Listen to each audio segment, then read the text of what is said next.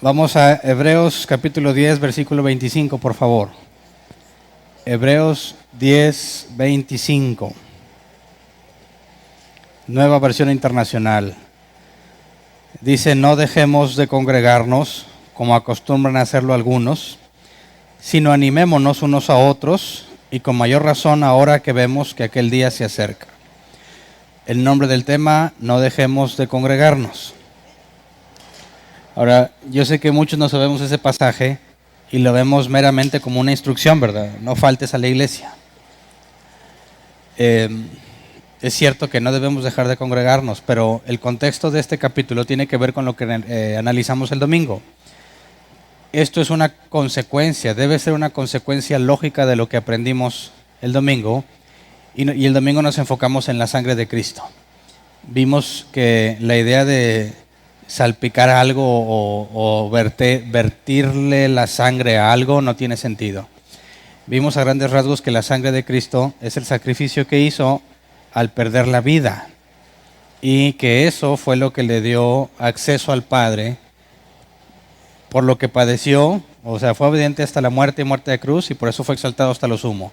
Entonces, al ser nombrado sumo sacerdote, la justicia que él obtuvo al obedecer hasta la muerte y ser exaltado hasta lo alto, ser nombrado sacerdote, nos permite a nosotros tener acceso al Padre. Entonces, no es que se te puso la sangre encima ni que tú se la puedas poner a algo, sino que cuando habla de la sangre de Cristo, habla de la muerte que sufrió y de todo lo que sucedió para que esa muerte fuese en beneficio nuestro. Entonces, ya que analizamos... No.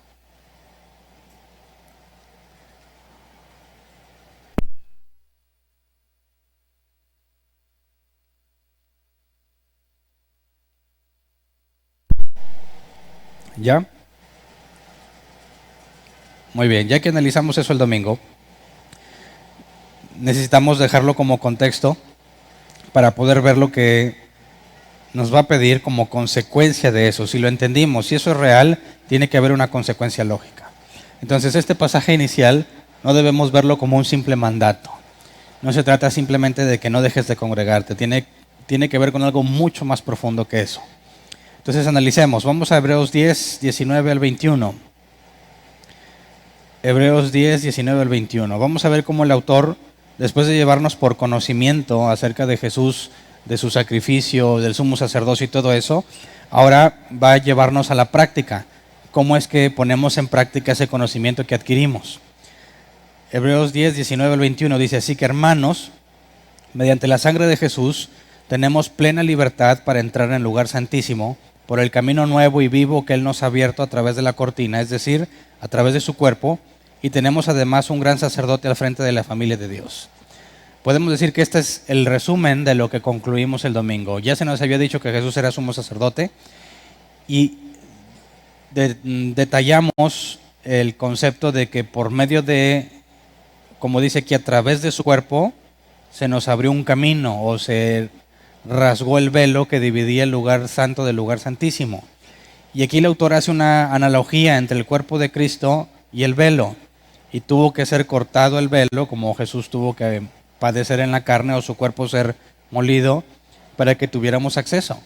Pero como lo demostramos el domingo, no es que a Dios le agradara el dolor, ni el sufrimiento de su Hijo, ni la sangre de su Hijo, sino que según las profecías, la muerte de Jesús, aunada a la profecía de un nuevo pacto, y donde dice que además de que pondría la ley en sus corazones y en nuestras mentes, perdonaría sus pecados y jamás se acordaría de ellos, vemos que al ligar las profecías tenemos que la muerte de Jesús resultó en un libre acceso al lugar santísimo. Entonces, si tenemos ese libre acceso mediante la sangre de Jesús, o sea, mediante la muerte de Él, y tenemos un gran sacerdote, si esto es verdad, si este conocimiento que ya probamos que es verdad, esta doctrina que ya probamos que no viene del Nuevo Testamento sino del Antiguo Testamento, leamos el versículo 22, ya que esta es la consecuencia. A grandes rasgos dice: acerquémonos pues a Dios con corazón sincero y con la plena seguridad que da la fe, interiormente purificados de una conciencia culpable y exteriormente lavados con agua pura. Entonces, Ya que Jesús es el sumo sacerdote y nos dio libre acceso al lugar santísimo por medio de lo que hizo, podemos acercarnos a Dios con un corazón sincero. Ahora, esto de corazón sincero nos ayuda a entender o nos puede ayudar a aclarar la razón por la cual oramos. No oramos para cambiar los planes de Dios. En los últimos temas ha habido muchas preguntas al final con respecto a la oración. No oramos para cambiar los planes de Dios, no oramos para pedirle a Dios que haga una excepción con nosotros y no cumpla su voluntad. Oramos para aceptar los planes de Dios. Dice, bueno, si Dios ya tiene todo preparado y todo determinado, ¿para qué oras? Para aceptarlos, pero también para poder cumplir con este mismo pasaje, lo que se nos pide, presentarnos con un corazón sincero, ¿verdad? Aquí la palabra corazón sincero, la palabra corazón es cardia, la hemos analizado muchas veces, mente, voluntad, hombre interior, y la palabra sincero es alécinos, que se traduce como genuino, real o verdadero. Ahora, muchos oran y tratan de adular a Dios con palabras para conseguir bendiciones, ¿verdad?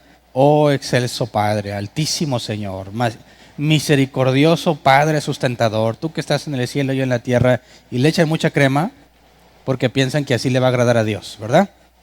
Y a mí, es mi opinión personal, no hay un pasaje bíblico que lo diga, pero a mí mientras más crema le eches a tus tacos, más me demuestras que no conoces a Dios a un nivel íntimo.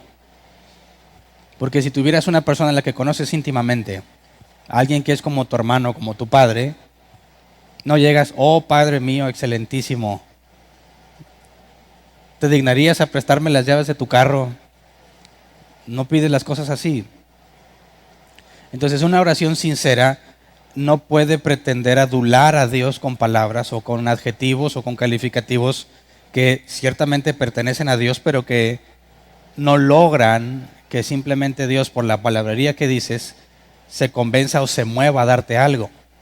Pero muchos oran tratando de apantallar a Dios o apantallar a los que lo escuchan, para que digan, qué bonito oras, ¿verdad? Y te inviten a orar. Yo he conocido personas que invitan a otras personas a sus casas, a lo que sea, solamente porque les gusta mucho cómo oran. Entonces dicen, vamos a comer ahora sí, tú oras, porque me gusta mucho cómo oras tú. No, pues el otro agarra vuelo, ¿verdad? Bueno, no puedes tratar de adular a Dios.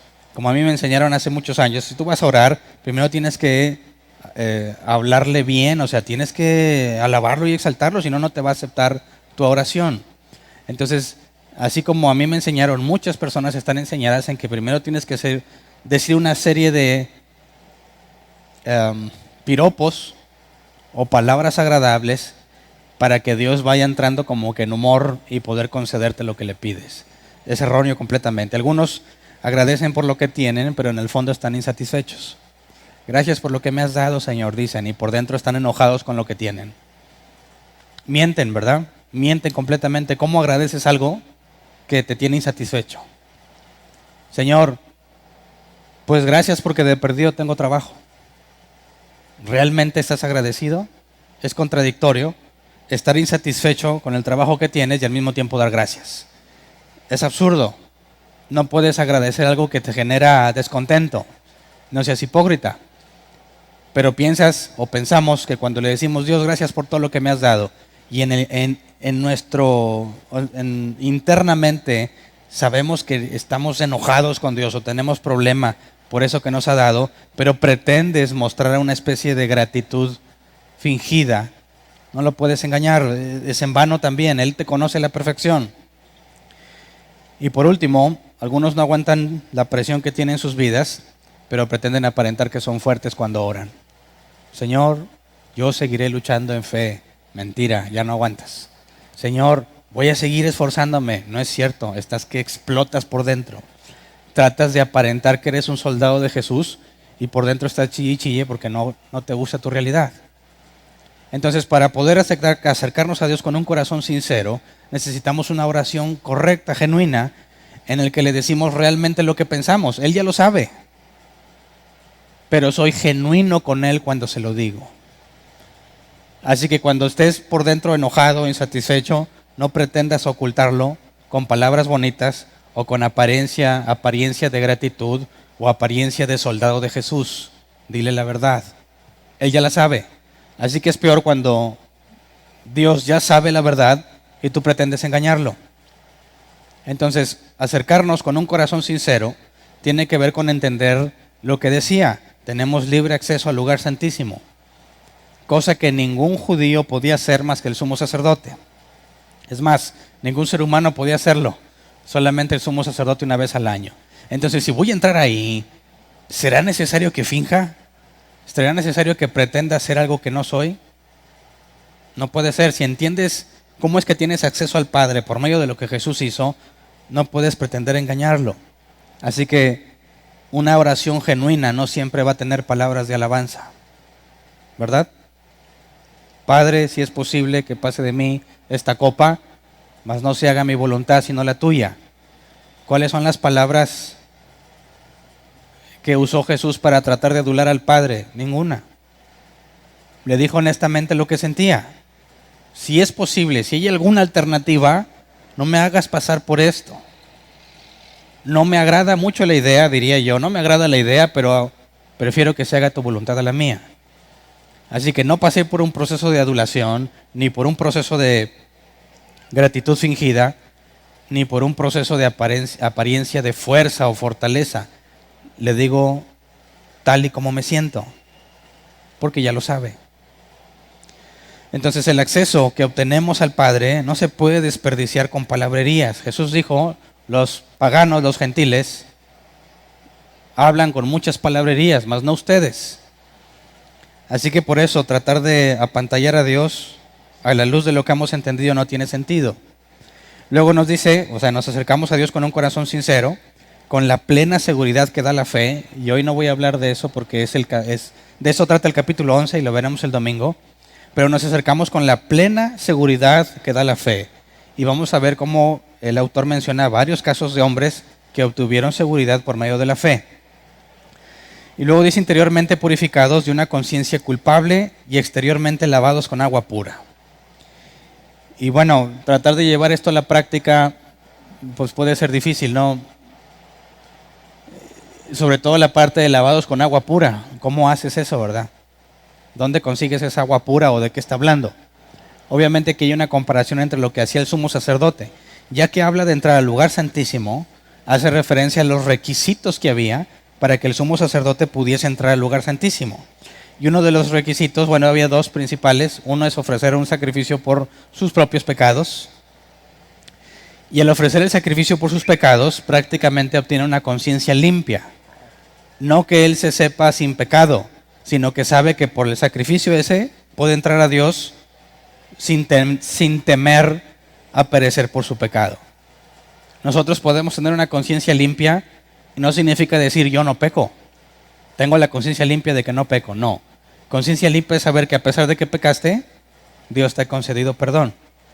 El sumo sacerdote, para poder entrar, tenía que ofrecer sacrificio por sus propios pecados.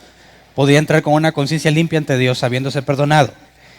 Y lo segundo es que, cuando dice aquí en cuanto a exteriormente lavado con agua pura, vamos a Levítico 16:4. Levítico 16:4. Dice, se pondrá la túnica sagrada de lino y la ropa interior de lino, se ciñirá con la faja de lino y se pondrá la tierra de lino. Estas son las vestiduras sagradas que se pondrá después de haberse bañado con agua. Se tenían que bañar, ¿verdad? Y es extraño que tenga que mencionar que se tenga que bañar. Pero en otras culturas, sobre todo aquí cuando están en el desierto, que se está dando la ley, pues sería todo un lujo bañarse, ¿no? O tomas agua o te bañas. En otras culturas no es normal bañarse todos los días. En nuestra cultura donde es más calor, pues si no te bañas todos los días, vas a sufrir las consecuencias. Y todos los demás las vamos a sufrir contigo, ¿verdad? Aquí se tenía que bañar para poder cumplir con los requisitos. Entonces era todo un proceso porque tiene que haber agua destinada a eso cuando el agua era escasa. Pero si te fijas, aquí está la analogía. Vamos a Hebreos 9, que lo vimos anteriormente, Hebreos 9, 13 al 14. Dice, la sangre de machos cabríos y de toros y las cenizas de una novilla rociadas sobre personas impuras las santifican de modo que quedan limpias por fuera. Si esto es así, ¿cuánto más la sangre de Cristo, quien por medio del Espíritu Eterno se ofreció sin mancha a Dios, purificará nuestra conciencia de las obras que conducen a la muerte, a fin de que sirvamos al Dios viviente? Entonces aquí el autor hace una analogía entre el sacrificio que ofrecía el sumo sacerdote y lo que Jesús hizo por nosotros, y habla de tener una conciencia limpia. Entonces, cuando vimos en Hebreos 10 que estemos interiormente purificados de una conciencia culpable y exteriormente lavados con agua pura, nos deja ver que esos requisitos que eran para el sumo sacerdote ya no los tenemos que hacer literalmente nosotros, ya no es algo que yo hago, es algo que Jesús ya hizo. Él, cada que tenía que entrar a la presencia, al lugar santísimo, a donde estaba el arca, de donde hablaba Dios, tenía que hacer esto. Tenía que hacer obras de por medio para poder tener acceso. Nosotros no. Lo que dice aquí es que ya que Jesús hizo todo eso por nosotros, puedes entrar con la conciencia limpia y fuiste lavado con agua pura, haciendo referencia a lo que Jesús hizo. De manera que ya no tengo que hacer algo para poder ganarme el acceso a Dios, ya está hecho. Eso nos va llevando a más consecuencias. Versículo 23 en Hebreos 10. Mantengamos firme la esperanza que profesamos, porque fiel es el que hizo la promesa. Fíjate, mantenemos firme la esperanza que profesamos, porque fiel es el que hizo la promesa. Y vamos a hablar de esa esperanza en el capítulo 11, así que no voy a profundizar ahorita, pero quiero que te fijes que nosotros confiamos en la fidelidad de Jesús y no en la nuestra, ¿verdad? Fiel es el que hizo la promesa. Es decir, no puedo confiar en que si yo me mantengo fiel alcanzo la promesa, sino que el que hizo la promesa es fiel. Así que no pongo mi confianza en mí ni mis acciones, ni en lo bien que me he portado, sino en la fidelidad de Jesús. No puedes hablar de que yo me salvo por mis buenas obras o mantengo mi salvación si no peco, porque entonces tendrías que confiar en tu fidelidad, ¿verdad? Pero si confiamos en la fidelidad de Jesús, entonces no puedo estar hablando de mí, de lo que hago y de lo que no hago, sino de lo que ya hizo. Luego el versículo 24. Preocupémonos los unos por los otros a fin de estimularnos al amor y a las buenas obras. Vamos a leer la Reina Valera 60 de ese mismo. Del versículo 24 dice: y considerémonos unos a otros para estimularnos al amor y a las buenas obras. Traducción lenguaje actual: tratemos de ayudarnos unos a otros y de amarnos y hacer lo bueno. Entonces tenemos considerémonos, preocupémonos o tratemos de ayudarnos. Para nosotros preocuparse tiene un contexto negativo, ¿verdad? Es como que no puedes estar en paz o tienes angustia por algo que va a suceder. Entonces, según la NBI, nos debemos preocupar los unos por los otros. O sea, tendría que yo estar así como que, ay Dios, ¿qué habrá hecho doña Juana? No sé, alguien, ¿verdad? ¿Cómo le habrá ido a la hermana? Estoy preocupado por ella. ¿Cómo aplicamos esto de preocuparnos los unos por los otros? ¿Tenemos que vivir, como dicen, con el Jesús en la boca? Ay, espero que Dios me lo bendiga el hermano. ¿Cómo es preocuparnos los unos por los otros?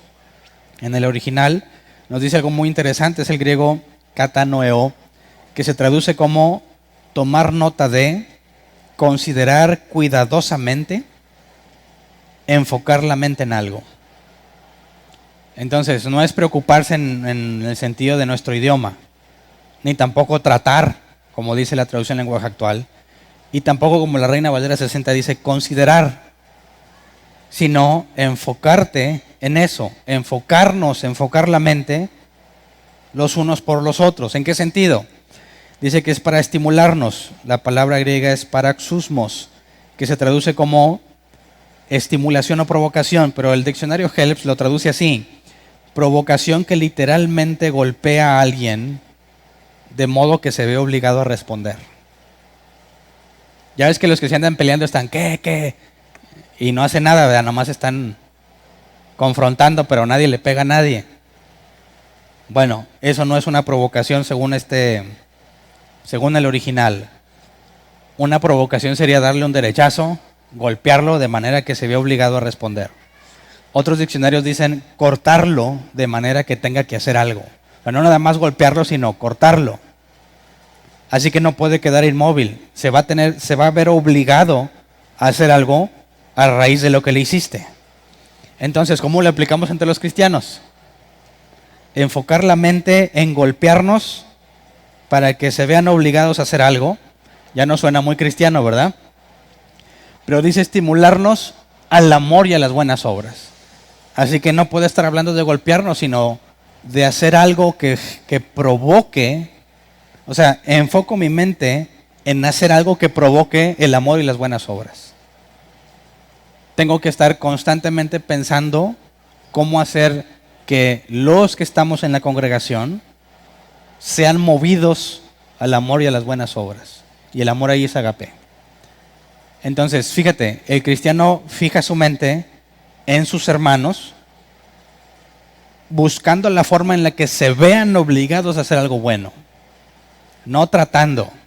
Algo que los obligue, algo que genere un movimiento de parte de ellos que resulte en una buena acción. ¿Cuál sería un caso práctico para eso?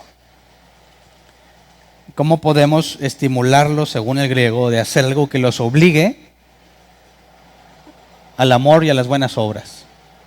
Hablando de hijos de Dios, ¿verdad? Porque hay cristianos, tristemente, a lo largo de mi vida como creyente lo he visto, que en lugar de preocuparse por estimular, según el original, o sea, sí enfocan su mente en estimular, pero no para algo bueno. Están buscando la debilidad del otro para poder echárselo en cara. Ese no es el punto. Te enfocas en el otro para encontrar la forma de obligarlo, en cierta forma, de hacer que se mueva a hacer algo correcto. Y uno de los ejemplos más comunes es hacerle un bien. Cuando a un creyente genuino le haces un bien, ¿qué va a hacer él? Lo va a replicar a ti o a otro, porque se siente agradecido, ¿verdad? Amamos a Dios porque Él nos amó primero. Entonces, el creyente tiene que estar buscando la manera de mover a los demás a lo bueno, y uno de los casos más fáciles de aplicar es beneficiándoles de alguna forma. Y de hecho, para eso está la iglesia, ¿no? Los ministerios que Jesús dio en la iglesia son para edificar al cuerpo de Cristo. Tú, cuando ejerces el ministerio que Dios te dio, haces que los que son hijos de Dios se muevan a lo bueno. Esa es la definición, ese es el objetivo de los ministerios en la iglesia. Así que un ministerio en la iglesia tiene que estar provocando que la demás gente reaccione. Quizás no hacia el que lo está ministrando originalmente, sino hacia el otro, y esa es la cadena.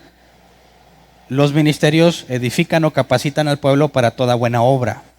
De manera que el que tenga más experiencia edifica o beneficia al que la está obteniendo, y este a su vez va a beneficiar al que va entrando. Y siempre tiene que haber un ciclo donde estás bendiciendo a alguien y se cumple cómo enfocar nuestras mentes en provocar que los cristianos se muevan al amor y a las buenas obras. Entonces, ¿qué pasa si en una iglesia los ministerios no funcionan como debieran? ¿Qué pasa si no estás edificando a nadie? No puedes de entrada cumplir con esto y generas una iglesia deforme. Porque quien debiera estar edificando no edifica, y el que debiera estar aprendiendo no aprende. ¿Y qué dices del que va entrando al final? Dices, no, pues pobre, ¿qué le espera, verdad? Entonces, fíjate cómo enfocas tu mente en encontrar la manera de provocar que los cristianos hagan buenas obras y se amen. Y eso implica un trabajo considerable, ¿verdad? Luego el versículo 25, que es el que usamos como pasaje inicial. No dejemos de congregarnos como acostumbran a hacerlo algunos, sino animémonos unos a otros, y con mayor razón ahora que vemos que aquel día se acerca. Entonces sabemos que desde que empezamos a leer la carta a los hebreos, sabemos que los hebreos estaban en un dilema entre dejar el cristianismo, volverse al judaísmo o permanecer. Pero los que permanecían tenían que padecer persecución. Y nos va a dar una lista de las cosas que padecieron. Les quitaban sus propiedades, los avergonzaban públicamente. Entonces, sabemos también que algunos, que ya cuando vimos, ¿te acuerdan en Hebreos 6 el caso de los iluminados? Vimos que algunos se habían retirado completamente. Y el autor de los Hebreos hablaba sobre qué tipo de persona, después de haber sido iluminada, después de haber sido compañero del Espíritu Santo, después de haber gustado el don celestial, se volvía atrás. Y demostramos que no podían ser creyentes si no la cizaña que Jesús mencionó en su parábola, que crece junto con el trigo, y cuando llega la hora de dar fruto, queda en evidencia, ¿verdad? Y cuando llega la hora de la siega, lo cortan y le echan al fuego. Entonces, cuando dice no dejemos de congregarnos como acostumbran a hacerlo algunos, no es nada más una instrucción, sino que si ya vimos lo que Jesús hizo por nosotros, ¿por qué razón dejarías de congregarte? Quiero que consideres bien esta implicación. Ya vimos que la profecía decía que Dios haría un nuevo pacto, ¿verdad? Y si hay un nuevo pacto, el anterior queda obsoleto. Si el sistema sacrificial para obtener perdón de pecados queda obsoleto, y en el caso de los hebreos alguien dice, me regreso al judaísmo, ¿qué va a poder hacer en el sistema sacrificial? Nada, porque está obsoleto, ¿verdad? Entonces, quien pensara regresarse y encontrar otra forma tiene un problema. Y en el caso de los hebreos, cualquiera que se regresara al judaísmo no va a conseguir nada, porque ese sistema fue hecho a un lado o fue puesto a un lado a causa de lo que Jesús hizo. Entonces, no hay otro lugar donde buscar perdón, no hay otro lugar donde obtener perdón de parte de Dios.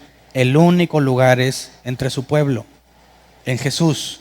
Entonces, ¿por qué no te congregas? ¿Me explico? No es nada más, yo soy cristiano y tengo que congregarme. No. Si entendieras que en la congregación están los ministerios, los dones, los talentos que te van a mover a las buenas obras, que tú vas a mover a otro a las buenas obras cuando pongas en práctica tus dones, que según la parábola de Jesús del siervo inútil, aquel a quien su amo lo encuentre trabajando será recompensado, y al que no será puesto con los inútiles. ¿Y te quieres dar el lujo de no congregarte? ¿Y te consideras creyente? Eso es absurdo. Tengo muchas ocupaciones, más absurdo todavía, porque consideras que esas ocupaciones son más importantes que lo que entendiste en la Escritura, ¿verdad? Tengo muchos compromisos. Bueno, si entiendes el acceso que tienes al Padre y la única forma en la que vamos a avanzar para llegar a la estatura de Cristo, que es en la comunión unos con otros, ¿qué clase de individuo piensa que hay algo más importante? Definitivamente no ha conocido a Dios, no ha entendido lo que Jesús hizo por él y el beneficio que obtiene a través de él, y el beneficio que se obtiene, el congregarse con los demás hijos de Dios. Así que resulta muy complicado entender las razones por las cuales alguien no se congrega. Y todavía más absurdo el decir, yo no necesito congregarme porque Dios está en todas partes. Dices, ese es el colmo de la ignorancia, ¿verdad? Es el colmo de la ignorancia. Está bien, es cierto que Dios está en todas partes, pero ¿cómo vas a avanzar? ¿Cómo vas a crecer? ¿Cómo vas a poner en práctica tus dones? ¿Cómo le vas a entregar cuentas a Dios por lo que has hecho? Es imposible. Los cristianos llaneros solitarios no son cristianos, ¿verdad? ¿Cómo puede ser cristiano alguien que no alimenta a su prójimo? ¿Se acuerdan de la parábola de Jesús que dijo, el siervo inútil o el siervo malo dice, mi señor tarda en venir, y en lugar de alimentar a sus consiervos se dedica a tomar, fumar, bueno, yo le estoy poniendo de mi cosecha, ¿verdad? Fumar no dice, pero sí dice a beber y embriagarse con los demás. Y de repente el Señor llega a la hora que no espera y lo encuentra en evidencia. Y será puesto allá donde está el lloro y el crujir de dientes. Así que, ¿qué clase de cristiano piensa que sin congregarse está bien? Si sería equiparado exactamente con aquel que se le encargó alimentar a su consiervo, porque los dones que Dios te ha dado no son para ti, son para los demás. Se te entregan, tienes que administrarlos, multiplicarlos y llevarlos a la acción, a bendecir a otro, a alimentar a otro, y no lo haces y piensas que estás bien. No tiene sentido. No dejar de congregarnos tiene que ver con el entendimiento de qué somos en Jesús. Y no hablo de que seas un príncipe o un sacerdote. Hablo del vil y despreciable que eres y que solo por lo que Jesús hizo tienes acceso al Padre. Y si desperdicias todas las herramientas que el Padre te ha dado, vamos a leer lo que va a decir adelante, no queda más que una horrenda expectativa de juicio para ti. Por negligente. Dice la Escritura, vamos a leer, por pisotear a Jesús. Dice, no, eso lo hacen los pecadores. Sí, bueno, ¿en qué momento dejaste de ser pecador? Entonces, no dejemos de congregarnos, no lo veas como una instrucción que los cristianos tienen que cumplir, sino como la consecuencia lógica de entender lo que Jesús hizo por ti. El entender cómo es que Jesús estableció una forma en la que crezcamos por medio de la congregación. Sin congregación no puede haber cristiano. No puede. ¿Me explico? Entonces dice, sino animémonos unos a otros. Y aquí animémonos, veamos en el original, animémonos es parakaleo, que se traduce como llamar a alguien que es muy cercano. Lo habíamos visto en otras partes como una función que el Espíritu Santo hace, o como un don que reciben los creyentes, el don de animar a otros. Aquí tiene que ver con llamar a alguien que es muy cercano, es decir, tienes una relación cercana con él, y lo que tú le digas o le aconsejes lo toma en cuenta porque eres cercano a él. Así que sin cercanía no podemos avanzar. No dejemos de congregarnos, sino animémonos. La congregación, además de que te capacita para toda buena obra y para que puedas edificar a otros, es el único contexto en el que puedes animar a alguien, partiendo del original, a alguien cercano a ti. Yo sé que mientras más crece la congregación, más difícil va a ser que sea cercano a todos. No se te pide que sea cercano a todos, pero tienes que ser cercano a varios, algunos, los más que puedas, para que puedas ser útil y que puedas animar. Entonces se requiere convivir, ¿verdad? Entendemos que venimos a ser capacitados y a capacitar, y aparte es indispensable la convivencia entre creyentes, porque si no, no podríamos animarnos nadie podría animar al otro. Y cuando dice con mayor razón, ahora que vemos que aquel día se acerca, vamos a Hebreos 9:28, que el autor lo dejó en claro cuál día es ese. Hebreos 9:28 dice, también Cristo fue ofrecido en sacrificio una sola vez para quitar los pecados de muchos, y aparecerá por segunda vez, ya no para cargar con pecado alguno, sino para traer salvación a quienes lo esperan. Entonces sabemos que ese día lo esperamos, ¿verdad? Pero está medio complejo, ¿no? Supongamos que en este momento Pedro y Pablo aún no mueren, ¿verdad? Dice el autor, aparecerá por segunda vez, ¿verdad? Ok, es un hecho que va a venir, pero si nos regresamos a Hebreos 10:25, ya que dice que sabiendo que el día está cerca, ¿verdad? No dejemos de congregarnos como acostumbran hacer algunos, y con mayor razón ahora que vemos que aquel día se acerca. Entonces, si tú le preguntaras a Pablo, bueno, mejor en este caso preguntarle a Pedro se le dijo mucho antes de que Jesús partiera, que moriría, ¿verdad? Cuando seas viejo te llevarán a donde tú no quieres, y muchos piensan que hay una referencia a que moriría crucificado. Ok. Pedro sabe que va a morir crucificado. Si tú le preguntaras a Pedro, ¿Jesús puede venir en cualquier momento? ¿Qué te contestaría? ¿Sí o no? Levante la mano el que piensa que Pedro diría, sí, en cualquier momento puede venir. Ok, asumo que los demás no. Si dijera que en cualquier momento puede venir, ¿tendría sentido que Jesús le dijera que va a morir crucificado? No, ¿verdad? Y que puede venir en cualquier momento, sí, pero no antes de que yo muera crucificado. ¿Cierto? Entonces, ¿crees tú que todos los creyentes pensaban que podía venir de inmediato? No, porque también cuando Pablo estaba encarcelado decía, Dios sé que Dios va a cumplir sus oraciones y resultará en mi liberación. Y si tú dijeras, bueno, Jesús puede venir ya, diría, no, sino hasta que me liberen, porque Dios ya me dijo que me van a liberar. Cuando estaba naufragando en el barco y estaban todos ya sin esperanza, y viene un ángel y le dice, no te preocupes, todos van a sobrevivir. Si le preguntaras a Pablo, ¿Jesús puede venir ahorita? Te va a decir, no, porque todos nosotros vamos a salir de este naufragio. Entonces, cuando habla de que ese día se acerca, no puede decir de manera absoluta de que todos los cristianos pensaban que en este mismo día podía venir, porque quizás a algunos se les había revelado alguna información sobre su muerte o sobre algo que tienen que hacer, ¿verdad? El punto es que no todos sabemos esa información. Entonces es válida de los dos puntos de vista. Es decir, para mí, que Dios no me ha dicho ni cómo voy a morir ni cuándo, yo podría decirte, Jesús puede venir ya que a mí no se me ha dado ninguna información que espere en el futuro. Pero si se te concediera ese tipo de información, mínimo podrías decir no ya, sino hasta que se cumpla lo que Dios me dijo. Así que tratemos de no confundirnos que cuando la Biblia dice que ya viene cerca o que ya está pronto, no necesariamente implicaba que ya en ese instante, ¿verdad? Sino que estaría cerca.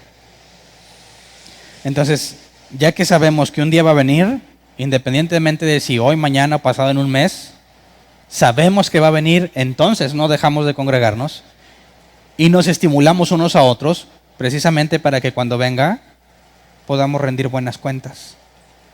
Así que aún resulta más preocupante aquellos cristianos que no se congregan, pero saben que Jesús va a regresar, ¿verdad? Porque aunque saben que van a regresar, lo consideran como que no es de importancia suficiente aún.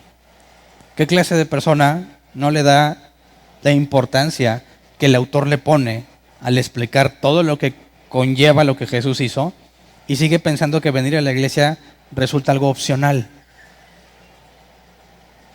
Es muy extraño, ¿no? Versículos 26 y 27. Si después de recibir el conocimiento de la verdad pecamos obstinadamente, ya no hay sacrificio por los pecados. Solo queda una terrible expectativa de juicio, el fuego ardiente que ha de devorar a los enemigos de Dios. Entonces, los que dejaban de congregarse habían conocido lo mismo que ellos. Y después de recibir el conocimiento, pecaban obstinadamente. Leamos la Reina Valera 60, el versículo 26. Dice, porque si pecáramos voluntariamente después de haber recibido el conocimiento de la verdad, ya no queda más sacrificio por los pecados. La traducción en lenguaje actual dice, si seguimos pecando después de haber conocido la verdadera enseñanza de Dios, ningún sacrificio podrá hacer que Dios nos perdone. Entonces, en este caso, la que está más apegada al original es la Reina Valera 60 cuando dice voluntariamente. Si pecáramos voluntariamente, ¿quién de aquí peca involuntariamente siempre? Involuntariamente, es decir, no quería, no me di cuenta, no supe ni cómo y pequé. Si por ejemplo te dicen, te amenazan, como cuando eres niño, si no haces tu tarea, te voy a castigar, ¿verdad? Voy a salir y voy a regresar en 2 horas. ¿Cuántos niños se ponen inmediatamente a hacer la tarea para aprovechar bien el tiempo? Prácticamente ninguno, ¿verdad? Cuando oigan que llega la mamá y no tienen la tarea y saben que los van a castigar, se van a poner a hacerla rapidísimo, no les va a alcanzar el tiempo, así que tienen que salir con alguna idea genial, ¿verdad? Tuvo que haber pasado algo que les impidió poder terminar. Ahora, los grandes también no son así, ¿verdad? No nada más los niños. Oye, ¿por qué no has venido a la iglesia? No, hombre, es que he tenido muchos problemas. Me desvelé un chorro ayer. Si tanto, o sea, no dormiste nada y era inhumano. O sea, no tenías voluntad para levantarte. No, pues sí, ¿verdad? Pero es que mi niño estaba enfermo. Y empiezas a sacar un montón de cosas conscientemente. Pecas por mentiroso conscientemente. Y nunca podrías decir que fue involuntario. Porque a todo ser humano se le ha otorgado lo que le llamamos conciencia. Seas o no cristiano, tienes cierta información de que lo que has hecho está mal. Pero los creyentes que tienen el Espíritu Santo, que les dice toda la verdad, es prácticamente imposible que peques involuntariamente, es decir, que peques sin querer. Puede darse el caso, que hayas dicho algo que ofende a alguien, le fuiste a tropiezo y ni cuenta te diste. Pero lo normal es que todo mundo pecamos con pleno uso de tus facultades mentales. Sabes que es algo que no debes hacer, pero en ese momento parece la mejor opción, porque nos queremos evitar algo. porque nos queremos evitar otro problema. Así que pensamos que, bueno, puedo ser una mentira de las buenas, ¿verdad? Algo que no sea tan grave, pero pecas voluntariamente. Entonces, según Hebreos, versículo 26, porque si pecáramos voluntariamente después de haber recibido el conocimiento de la verdad, ya no queda más sacrificio por los pecados. ¿Habla de nosotros o habla de otros? ¿Quién de los cristianos puede decir que él nunca ha pecado voluntariamente? Ninguno. Así que caemos todos en esta categoría. ¿Cómo ves? ¿O no? ¿O aquí está hablando de otro tipo de personas? Porque si pecaste voluntariamente, como todos lo hemos hecho, al menos una vez, dice que no queda sino una horrenda expectación de juicio y de hervor de fuego que ha de devorar a los adversarios. Si esto es así para todos nosotros, ¿quién se salvaría? ¿Quién? Nadie. ¿Verdad?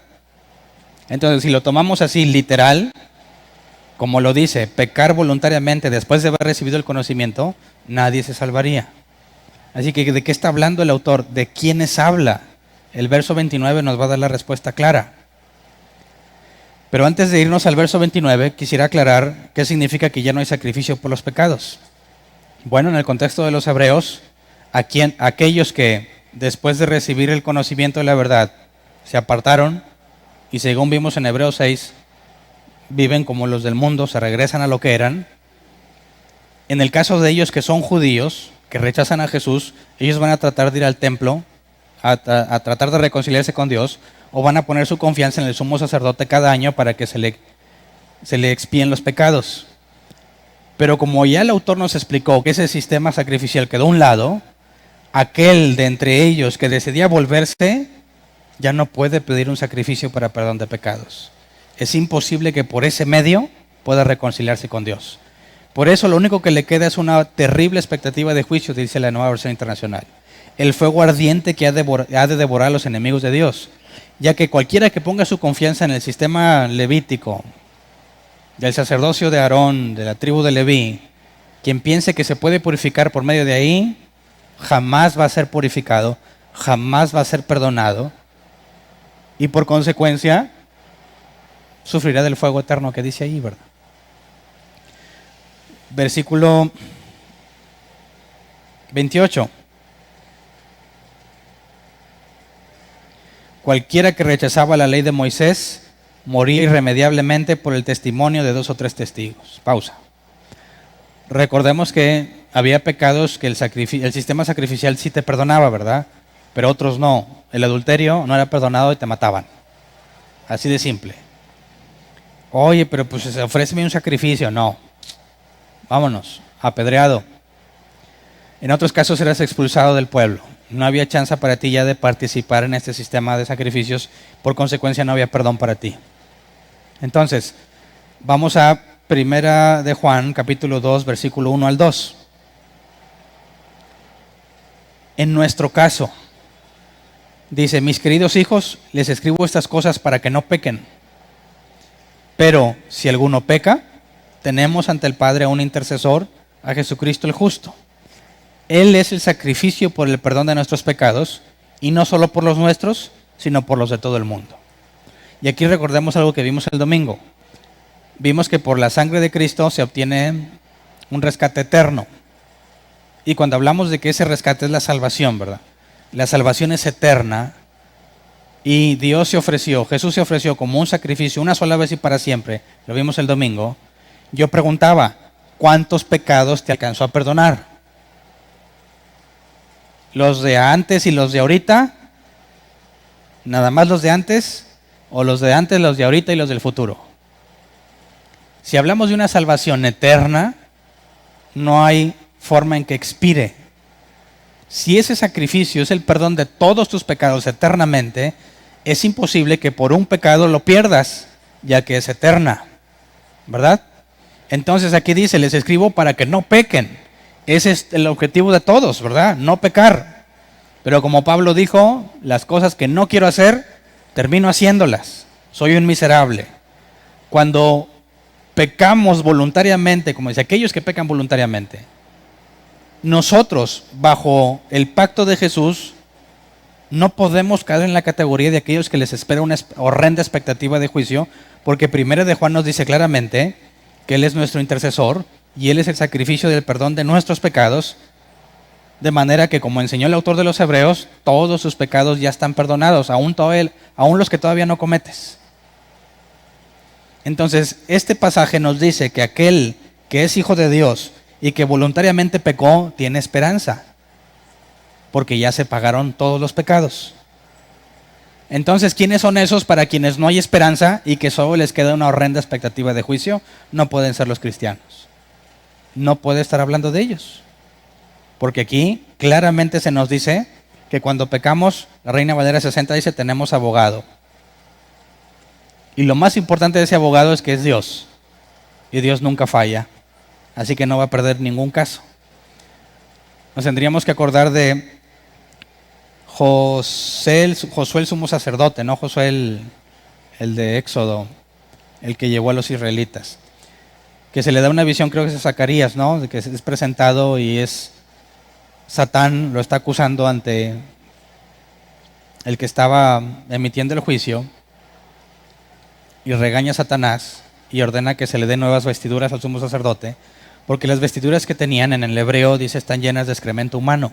No lo dice en nuestra versión, lo dice en hebreo. La palabra hebreo que se nos traduce como sucio es sucio de excremento, con excremento humano. Entonces se presenta, en lugar de tener vestiduras de lino fino resplandeciente, trae excremento en sus vestiduras según la visión, y al acusador se le manda callar y se le manda dar nuevas ropas al sacerdote.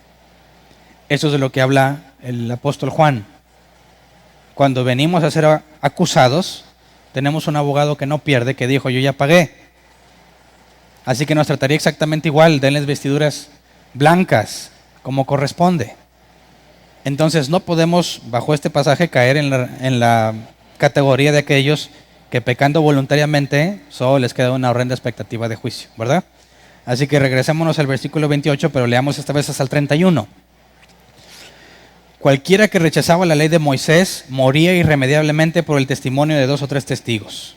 ¿Cuánto mayor castigo piensan ustedes que merece el que ha pisoteado al Hijo de Dios, que ha profanado la sangre del pacto por la cual había sido santificado y que ha insultado al Espíritu de la gracia?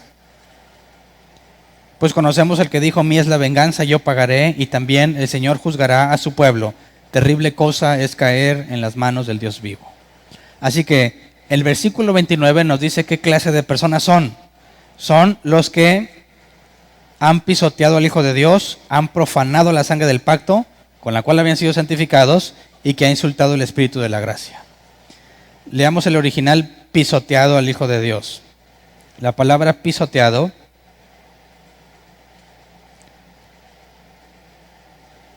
es katapateo, que se traduce como, según la concordancia Strong, pisotear.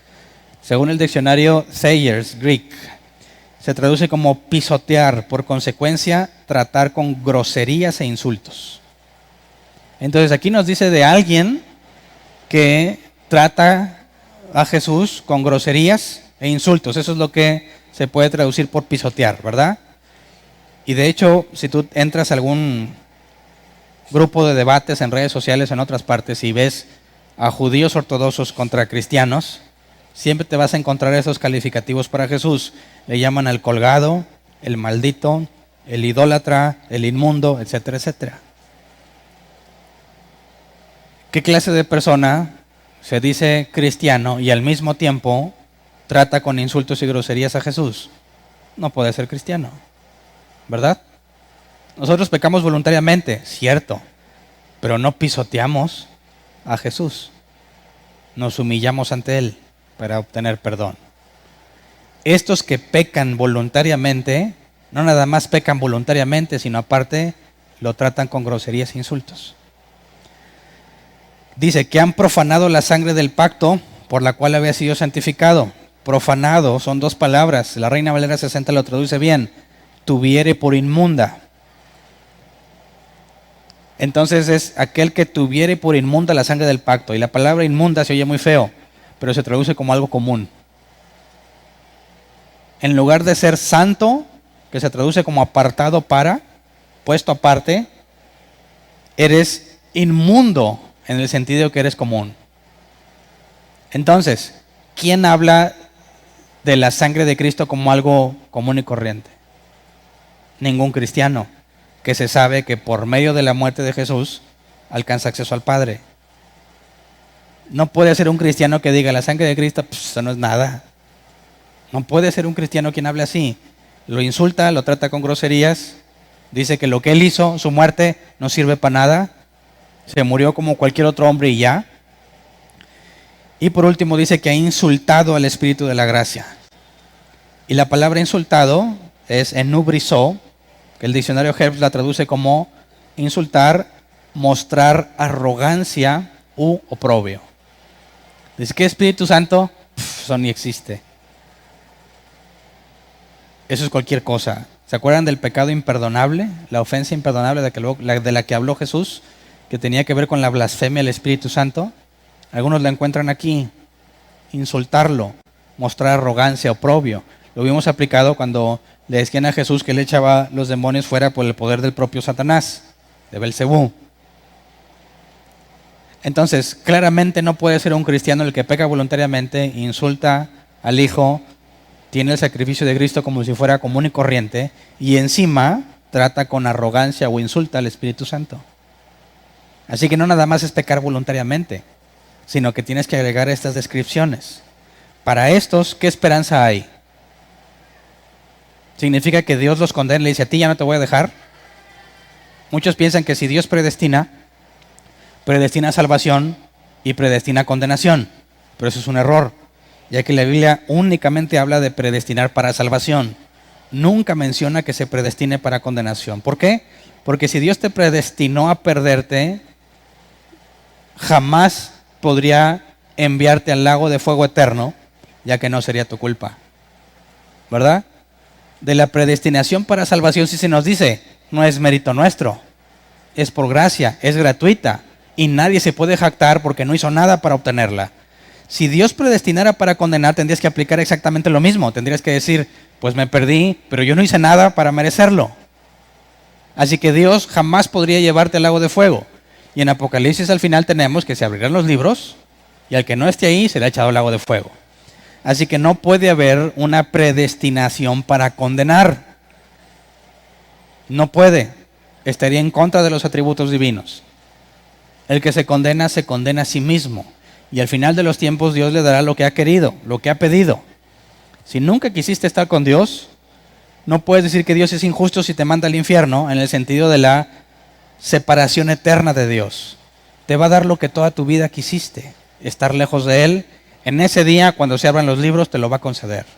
Y ninguno estaría enojado ni arrepentido, porque se le va a otorgar lo que toda su vida buscó, no tener nada que ver con Dios.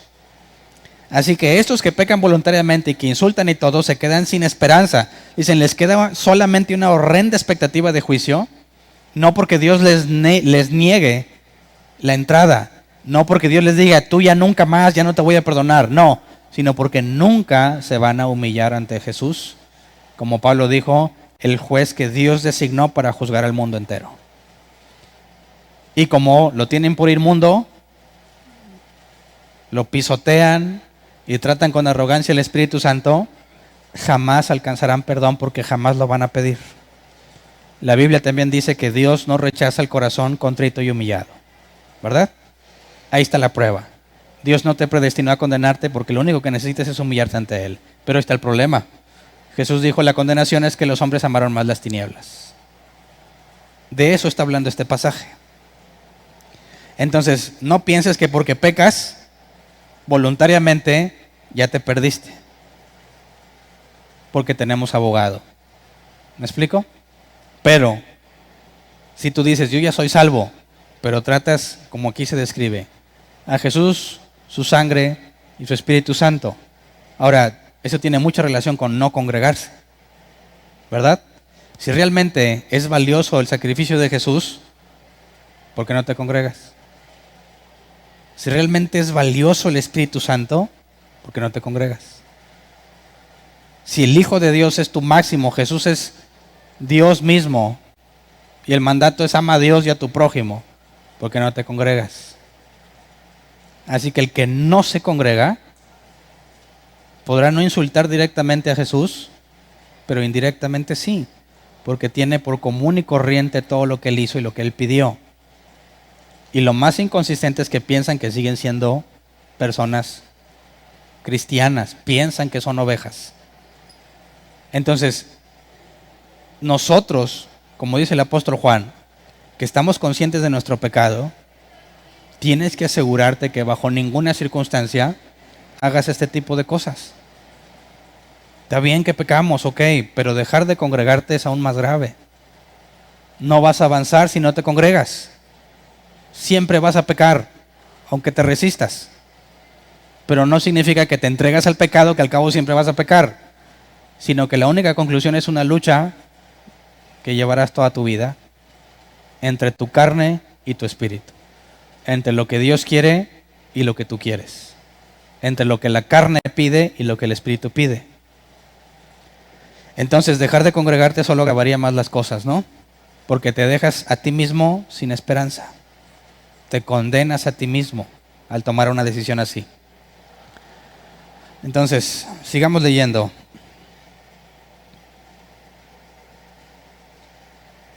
Versículo 32 al 34. Recuerden aquellos días pasados cuando ustedes, después de haber sido iluminados, sostuvieron una dura lucha y soportaron mucho sufrimiento.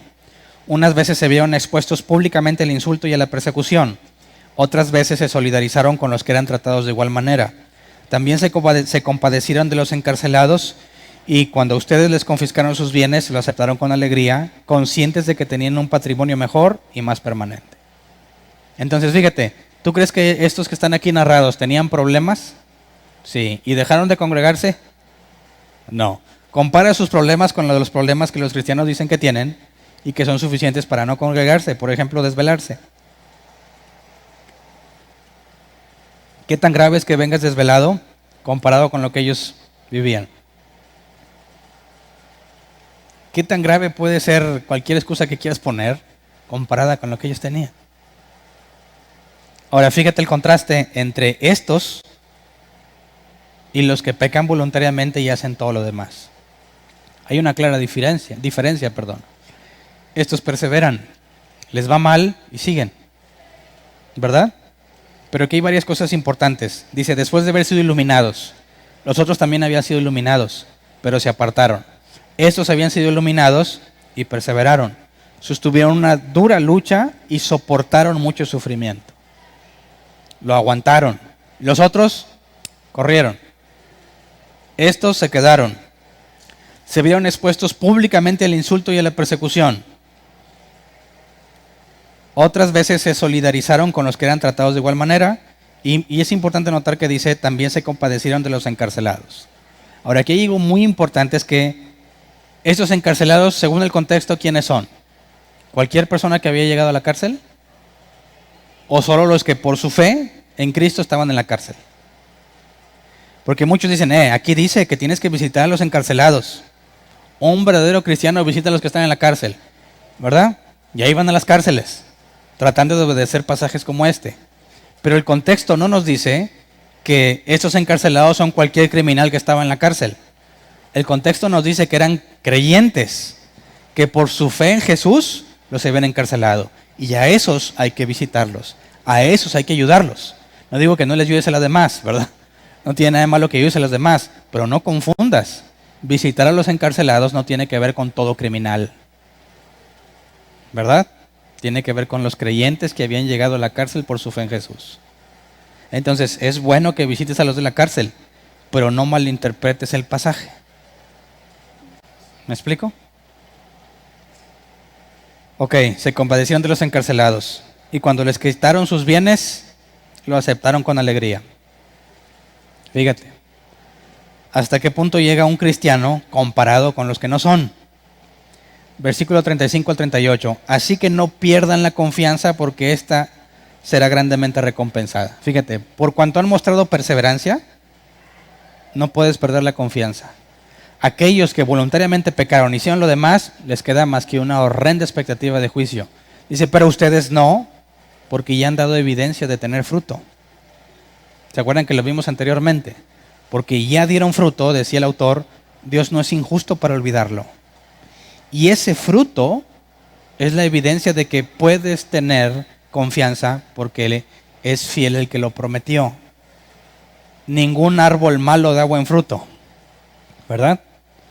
Podemos tener ciertas crisis personales donde nuestro ánimo por avanzar en las cosas de Dios decae, donde están las cosas tan mal que piensas que ya no vas a poder salir de ahí, en el sentido de que no puedes hacer lo que quieres hacer y constantemente estás haciendo las cosas que no quieres. El autor en otras ocasiones les ha dicho, Dios no es injusto para olvidarse de los frutos que ya dieron. En este caso, no pierdan la confianza porque será grandemente recompensada. Ustedes necesitan perseverar para que después de haber cumplido la voluntad de Dios, reciban lo que Él ha prometido. Así que las persecuciones que han tenido y los insultos o las exhibiciones públicas y que les hayan confiscado los bienes, ¿venían de parte de Dios o de parte de Satanás? Aquí dice, ustedes necesitan perseverar en medio de la dificultad en la que se encuentran para que después de haber cumplido la voluntad de Dios, reciban lo que Él ha prometido. Así que ese sufrimiento, aunque haya sido ejecutado por medio de Satanás, estaba en la voluntad divina, ¿verdad? Porque nada pasa sin que Él lo autorice. Entonces, un creyente genuino que tiene problemas, no puede decir, ya no voy a la iglesia porque tengo problemas, porque sabe que esos problemas son voluntad de ¿quién? De Dios, ¿verdad? Y si Dios me está trayendo los problemas, entonces mi solución va a ser apartarme de Dios para arreglarlos. Nunca. Nunca. Entonces el cristiano que tiene problemas y piensa que por eso ya se le impide ir a la iglesia, no ha entendido que es Dios quien le permitió vivir esos problemas para hacerlo crecer. Se le tendría que decir como a Pedro, ahorita no lo entiendes, pero lo entenderás. A ti te toca perseverar. Ustedes necesitan perseverar para que después de que se cumpla la voluntad de Dios, reciban lo que Él ha prometido. Dice, pues dentro de muy poco tiempo, el que ha de venir vendrá y no tardará, pero mi justo vivirá por la fe, y si se vuelve atrás no será de mi agrado. Y aquí está citando a Habacuc. Vamos a Habacuc 2, 3 al 4. Y Habacuc nos habla de que la fe salva al justo. Y lo dice aún mientras estaba la ley de Moisés, ¿verdad? No antes, como en el caso de Abraham, sino mucho después de que ya estaba instituida la ley de Moisés. Habacuc 2, 3 al 4 dice, pues la visión se realizará en el tiempo señalado, marcha hacia su cumplimiento y no dejará de cumplirse. Aunque parezca tardar, espérala, porque sin falta vendrá. El insolente no tiene el alma recta, pero el justo vivirá por su fe. Así que si el sistema sacrificial estaba vigente, aquí que dice Dios que salvará al justo, la fe. Aún con el sistema sacrificial, como ya lo vimos, no había perdón de pecados genuino, porque la sangre de animales no te podía limpiar, sino que Dios había tolerado ese pecado hasta que llegara el día del cumplimiento, donde por medio de Jesús perdonaría los pecados de todos antes del Antiguo Testamento y los pecados de todos después en el Nuevo Testamento. Entonces, viviremos por fe, no tardará en llegar la promesa, para ellos será bien difícil estar sufriendo y pensando en qué día dejarán de sufrir por causa de Jesús. Y el autor trata de animarlos, decirles, aunque tarde, o aunque parezca tardar, va a llegar. A ti te toca perseverar. Y por último, versículo 39, pero nosotros no somos de los que se vuelven atrás y acaban por perderse, sino de los que tienen fe y preservan su vida. Ahora, sería un error pensar que si yo me mantengo firme me voy a salvar. Leyendo este pasaje sería un error. Nosotros no somos de los que vuelven atrás y acaban por perderse. ¿Eso implica que es una tarea tuya o no? Vamos a Juan 10, 27 al 30. Juan 10, 27 al 30. Palabras de Jesús. Mis ovejas oyen mi voz, yo las conozco y ellas me siguen. Yo les doy vida eterna y nunca perecerán, ni nadie podrá arrebatármelas de la mano. Mi Padre que me las ha dado es más grande que todos, y de la mano del Padre nadie las podrá arrebatar. Y tú preguntarías, bueno Jesús, ¿de tus manos o de las del Padre? Porque dijo de los dos casos, ¿verdad? El Padre y yo somos uno, dijo Jesús. Asunto arreglado. Entonces, nosotros no somos de los que vuelven atrás. ¿Por qué? Por lo que leímos en ese pasaje, ese no, el otro. Yo les doy vida eterna, nunca perecerán, nadie podrá arrebatármelas de la mano. Por eso no somos de los que volvemos atrás. Por el poder de Jesús. Por la decisión que Dios ha tomado de sostenerme. Hernán, y si peco, abogado tengo para con el Padre. Me perdona porque Él ya ofreció su vida y logró salvación eterna. Así que no hay forma de que me salga de las manos de Jesús.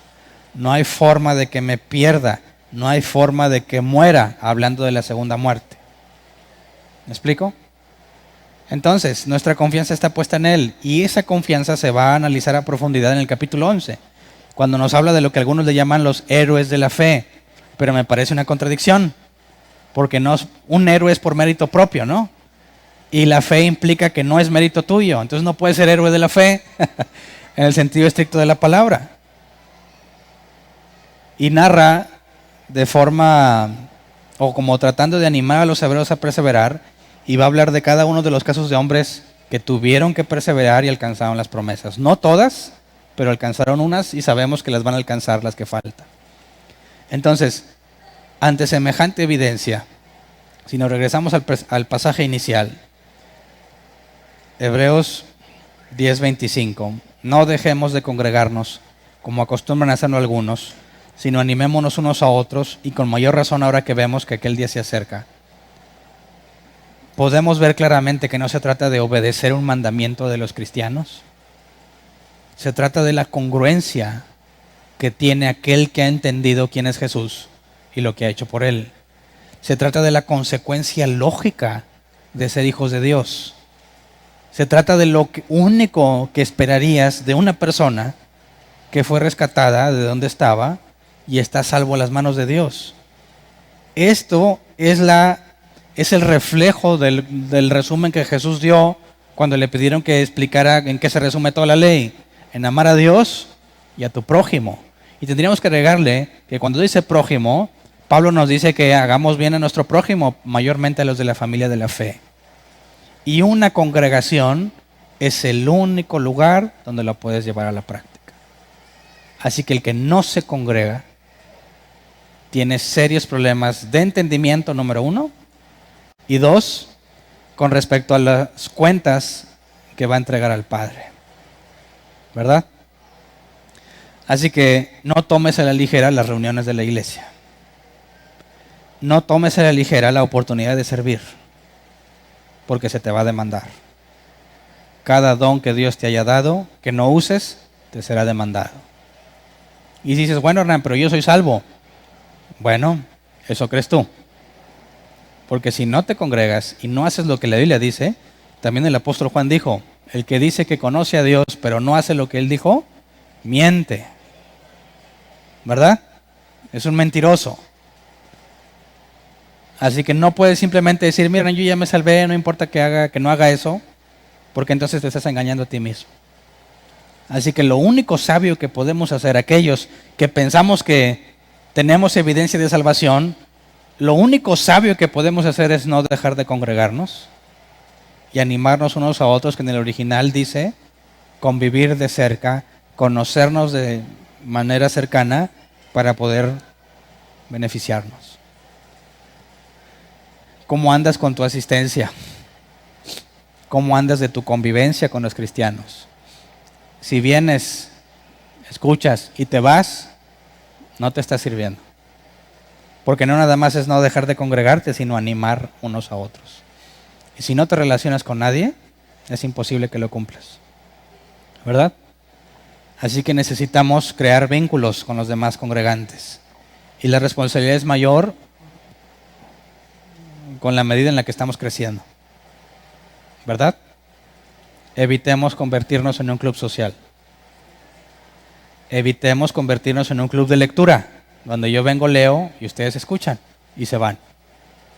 Tenemos que hacer todo lo que esté a nuestro alcance para cumplir con lo que cualquier cristiano genuino haría a consecuencia de lo que sabe y de lo que se le ha permitido entender. Así que vamos a ponernos de pie. Vamos a orar.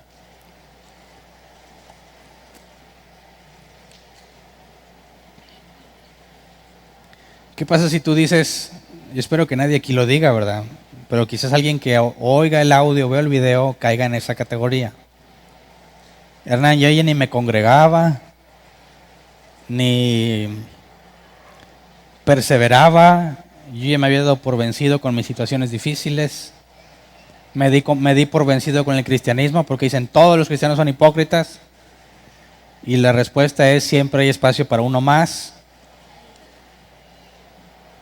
Si alguien cae en esa categoría, entonces tienes dos opciones: la horrenda expectativa de juicio o humillarte y pedir perdón.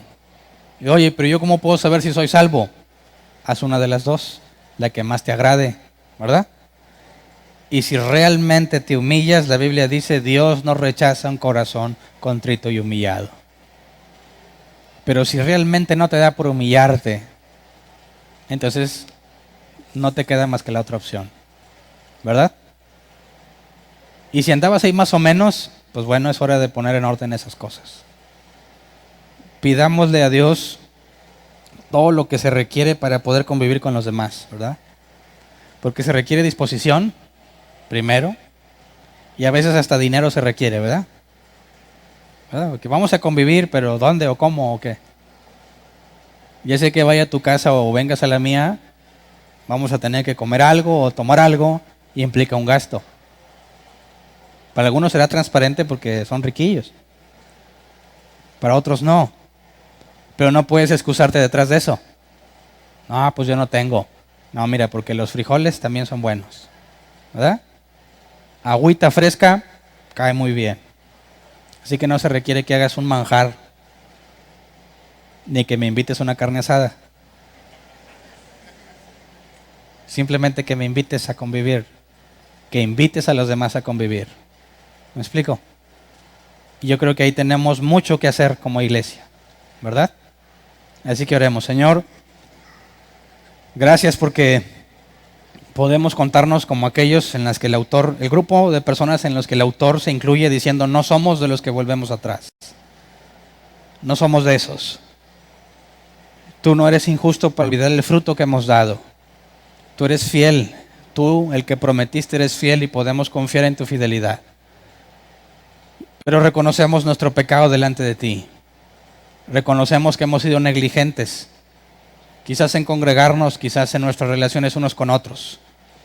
Pero te pedimos que no nos entregues a nuestras mentes reprobadas, que no nos dejes a gusto cuando dejamos de congregarnos o cuando no nos relacionamos con los demás, que no podamos estar en paz, es lo que te pedimos según tu misericordia, para que seamos corregidos, Señor, para que nuestros caminos sean enderezados y que podamos empezar a animarnos unos a otros por medio de las relaciones que generemos unos con otros. Sabemos que va a ser muy difícil que tengamos relaciones cercanas con todos, pero para ti nada es imposible, Señor, y te pido que pongas los medios que se requieran, disposición, medios económicos, lo que sea que se requiera, para que podamos empezar a avanzar en cuanto a la convivencia unos con otros, para poder ser cercanos unos a otros y en el momento de necesidad, en el momento de aflicción, en el momento de prueba, podamos estar ahí para tendernos la mano. Concédenos, Señor, vivir una iglesia bíblica, haciendo lo que cada uno corresponde. Concédenos no esperar a que los demás vengan, sino hacer todo lo posible por ir cumpliendo el mandamiento que encontramos. Animarnos los unos a los otros. Que sea un compromiso mutuo entre nosotros, donde cada uno de nosotros hace su parte por convivir con los demás. Porque a raíz de todo lo que nos has hecho entender, es el único camino que podemos seguir para ser congruentes con lo que nos has concedido, Señor. Que en medio de lo que estemos luchando por conseguir, sea glorificado tu nombre. Que en medio de nuestro esfuerzo por conocer a los demás, sea glorificado tu nombre, para que puedan ver aquellos que no te conocen, lo que veían en la iglesia primitiva cuando se asombraban por el amor que tenían unos con otros. Señor, concédenos ver entre nosotros tu amor, tu Espíritu Santo entre nosotros, ayudándonos, confesando nuestros pecados unos a otros, edificándonos unos a otros, Señor, para parecernos cada vez más a ti y crecer, como dice la Escritura, hasta llegar a ser como el varón perfecto, que eres tú, Señor, en el día que nos concedas tener un cuerpo glorificado y ser a imagen y semejanza de tu Hijo, Señor. A ti sea la gloria y la honra por siempre. Amén. ¿Pueden sentarse? Pasemos a la sección de preguntas. Si tienes una pregunta, levanta la mano y te llevan el micrófono. ¿Alguien tiene una pregunta? Levante su mano.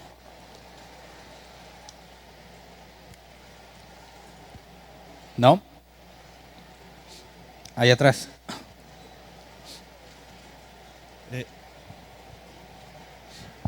Bueno. Ya ves que iba hablando de los que no son cristianos, ¿verdad? Pero ahí en el verso 30, bueno, yo traigo aquí la versión 60, dice, pues conocemos al que dijo, mía es la venganza, yo daré el pago, dice el Señor, y otra vez el Señor juzgará a su pueblo. Sí. La pregunta es esa, si está hablando de los que no son, porque dice que es juzgará al pueblo, ¿verdad? Ajá. Porque, bueno, tendríamos que irnos al contexto del Antiguo Testamento. ¿Podrías tú asegurar que todos los del pueblo de Dios eran hijos de Dios? No. Muchos de los de su pueblo perecieron en el desierto malditos a causa de su rebelión. Y eran pueblo de Dios, ¿verdad? Lo mismo aplica con la palabra santificar. Ese pueblo de Dios eran personas puestas aparte. En la congregación, los cristianos y las cabras locas que se congregan son un pueblo aparte, pero eso no significa que son salvos, ¿verdad? Cuando Dios habla de juzgar a su pueblo, habla de hacer una clara división, porque acuérdate que juzgar en griego tiene que ver con discernir entre lo genuino y lo falso. Cuando Dios va a juzgar a su pueblo, hace clara referencia al trigo y a la cizaña. ¿Sí? ¿Alguien más? No sé quién la levantó primero. Buenas noches. Buenas noches. Mi duda es sobre la predestinación a la salvación y que no hay predestinación a la condenación. En el caso de Judas, ¿cómo se...? Estaba profetizado. Supongamos que, ya que para Dios no hay tiempo, es atemporal, está fuera del tiempo. Cuando Dios profetiza, ¿es un pronóstico o lo dice a ciencia cierta? Quisiera que entendiéramos un poco el concepto de la eternidad. Si no hay tiempo, es difícil en cierta forma comprender cómo sería ese lugar. Para nosotros hay pasado, presente y futuro, ¿verdad? En la eternidad no hay pasado ni futuro, todo es presente, todo. Así que Dios en un instante sabe todo lo que va a pasar porque no hay pasado, o sea, no hay futuro. Sabe todo lo que pasó porque no hay pasado. Cuando tú te presentas ante Dios, Dios no requiere tiempo para conocerte. Sabe todo lo que eres, presente, pasado y futuro. Si Dios conoce a Judas, ¿pudo haber avisado con tiempo lo que haría? Sí. ¿Implica que lo obligó? No. Entonces, el que nació para perderse no es una imposición de Dios hacia la perdición, sino una anticipación de lo que Él ya sabe. Cuando Dios crea a Adán y Eva, ¿sabía Él que de su descendencia no todos se salvarían? Sí. ¿Los condenó a todos? No, porque la Biblia dice que por nuestros pecados, por cuanto todos pecaron, todos están destituidos de la gloria de Dios.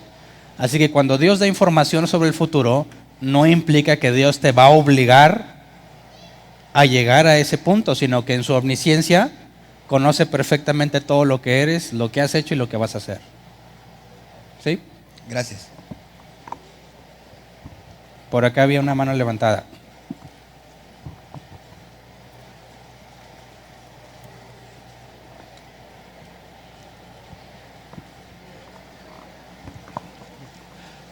Hace rato mencionó el pasaje de Hebreos 10:24, en donde dice, preocupémonos los unos por los otros a fin de estimularnos al amor y a las buenas obras. Sí. Comentó también que en el griego esto se traduce desde la palabra katanoeo, que es considerar, consideró, considera, tomar nota de, y desde la perspectiva semántica de la palabra preocuparse, pre es un prefijo que nos habla de algo antes de, Sí. y ocuparse es acción. Entonces, así como lo que le pasó a los soldados romanos que escucharon Eloí lava sabactani y pensaron que decía Elías. Bueno, así yo pienso que la palabra preocupar es ocupar nuestra mente antes de, así como el apóstol Pablo dice en otro pasaje, dice, a la verdad muchos corren la carrera, pero solo uno la gana. Corred la carrera a modo de ganarla. Entonces, ¿quiénes ganan la carrera? Los que se preparan. En este caso, si es una carrera de caballos, bueno, hay varios implementos que pueden ayudar a que la carrera sea ganada. Claro, influye muchísimo el peso del jockey, creo que se llama, la calidad del caballo, que lo hayan alimentado bien, etcétera. En este caso, el preocuparnos por los demás, o sea, el ocuparnos antes de tiempo, el hacerlo antes de tiempo, bueno, es desde la perspectiva que alcanzo a ver aquí, desde el griego, que es considerar, tomar nota, bueno, percibir primero con la mente, tomar nota de todas las cosas que nos pueden ser de utilidad para ocuparnos en una acción proactiva en pro de lo que dice el mismo versículo, los unos por los otros, a fin de estimularnos con amor y a las buenas obras. Bueno, era un comentario. Y mi pregunta es,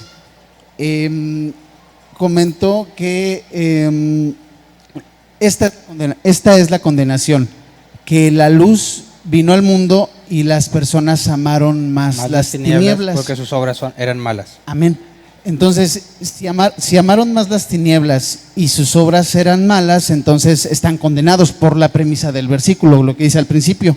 Entonces estos, como están condenados, pregunta, ¿van al lago de fuego? Y si van al lago de fuego, entonces a lo mejor no entendí bien por qué unos van al lago de fuego, sino va en contra, porque va, por lo que escuché, creo, en contra de los atributos divinos. ¿Eso es condenación, ir al lago de fuego o cómo? Ok. A ver. Los hombres, según Jesús, se apartan de la luz, aman más las tinieblas porque sus obras son malas, ¿verdad? Si nunca te acercas a la luz, no alcanzarías perdón. Así que tendríamos que asumir que murieron en esa situación, ¿verdad? Porque quizás a alguno Dios le concedió arrepentimiento, cosas así. Tendríamos que asumir que de aquellos que siempre aborrecieron la luz, van a ser condenados al lago de fuego, ¿verdad? Cuando yo hablaba de la doble predestinación, cuando es predestinar para salvar y predestinar para condenar, encontramos en la Biblia que predestina para salvar, nunca predestina para condenar, porque si predestinara para condenar, haces inocente al culpable. Es ilógico decir las dos cosas, ¿verdad? Pero si Dios lo considera culpable y por consecuencia lo envía al lago de fuego, pero al mismo tiempo Dios lo predestinó, es decir, Dios se encargó de que él se condenara, tienes un conflicto con la justicia de Dios, porque no podría condenar a alguien que fue inocente y que no tuvo opción, ya que Dios lo predestinó a condenarse. Es ahí donde no tiene sentido hablar de una predestinación a condenación. Más bien, las palabras de Jesús nos dicen que libremente eligieron las tinieblas. Y al echarlos al lago de fuego, Dios les está dando lo que ellos buscaron en la vida, lo que ellos libremente decidieron, así que les da de forma justa lo que les corresponde. No podemos decir que Dios se encargó de que se perdieran, porque si se les ofreció la luz, tuvieron la oportunidad. Para hablar de que Dios te condene a perdición es porque tú tuviste que haber dicho, sálvame, y él dijo no. Tú tuviste que haberlo buscado y él te rechazó. Tú te humillaste ante él y no te quiso perdonar. Eso sería una condenación de parte de Dios desde la eternidad, una predestinación a ser condenado. Cosa que pretendo demostrar que es ilógica y absurda al considerar el atributo de justicia divino. A eso me refiero. ¿Sí queda más claro? ¿O nada más te revolví más?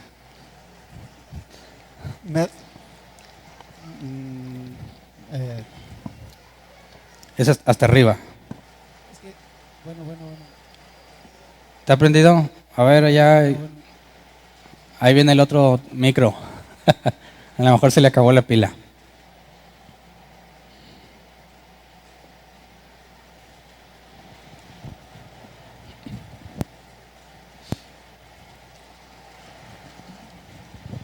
Muy interesante la respuesta. Me nace otra pregunta. ¿Se puede? Sí, claro. Entonces, Dios hace acepción de personas desde el inicio de la creación porque en Él no hay tiempo, por lo que escuchaba. Ajá. Entiendo eso, bueno, quiero entenderlo. Y si no hay tiempo para Él, Él sabe quién se va a salvar y quién no. O tal vez esto se entienda como quienes están escritos en el libro de la vida ¿Y quiénes no? y quienes no. Entonces, los que no están escritos en la vida, es decir, los que tal vez se parezcan a Judas, el hijo de perdición, tal vez. Y por otro lado, los que amaron más las tinieblas, tal vez todos estos sean alusiones a la misma persona o el mismo tipo de personas. Bueno, ellos, ya que no se salvaron, iban al lago de fuego. O sea que Dios hizo acepción, tú sí y tú no, pero dice en muchas partes de la Escritura que Dios no hace acepción de personas. Incluso usted hizo una predicación completa acerca de este tema hace más de un año con el título de Para Dios no hay favoritismos. Así es. Pero me hace falta aprender, por eso mejor ya no pregunto. Ok. No, sí, déjame contestarlo. Una cosa es la acepción de personas y otra cosa es la elección. ¿Verdad? Romanos, creo que capítulo 8, 9 y 10 habla claramente de que son los hijos de Abraham los que son según la promesa. Abraham tuvo 8 hijos, Ismael, Isaac y otros 6 después con otra esposa. Ahora, cuando Dios le dijo a Abraham que en su descendencia serían benditas las naciones, Pablo nos dice que solo por medio de Isaac, ¿verdad? Ahora, cuando Jacob y Esaú estaban en el vientre materno, Dios dijo a Jacob amé y a Esaú aborrecí, de manera que él eligió al menor sobre el mayor. Así que eso no es acepción de personas, ya que desde la omnisciencia de Dios sabe que todos estamos condenados por cuanto todos pecamos. Así que como todos están destinados a la condenación, Dios en su misericordia elige para salvación y los hace nacer de nuevo, les da su Espíritu Santo, les cambia el entendimiento para que libremente escojan estar con Él. Entonces, eso lo vemos reflejado desde Adán y Eva, ¿verdad? Adán y Eva, pues ponle, eran los únicos dos, ¿verdad? Ok. Cuando en Génesis 3 nos dice que un hijo de Eva le aplastaría la cabeza a la serpiente, pues todos estaban con la expectativa de quién, ¿verdad? Y tienes distintos descendientes, pero se traza la línea de Set. Y de ahí se va y Dios va poniendo toda la línea, llega a Judá y saben que tiene que venir de Judá, de manera que Dios en su elección soberana escoge para salvar de entre todos los condenados a quien Él elija.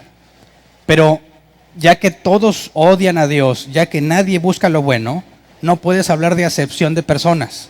Porque acepción de personas es decir, tengo 2 candidatos, los 2 quieren venir a mí y yo le digo a uno, tú no y tú sí.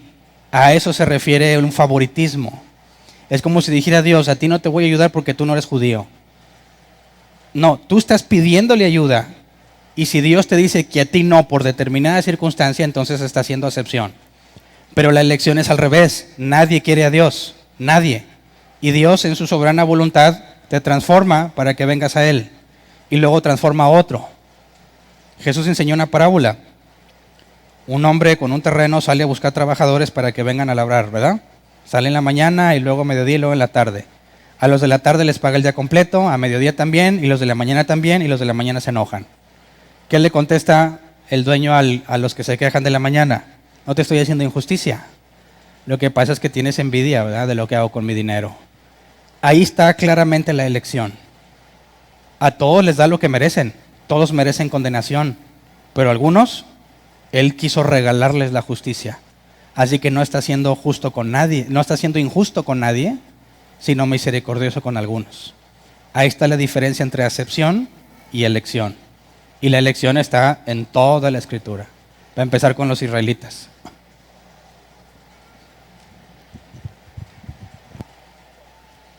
Ok, ya enójalo otra vez. ¿Alguien tiene otra pregunta? Terminamos pues.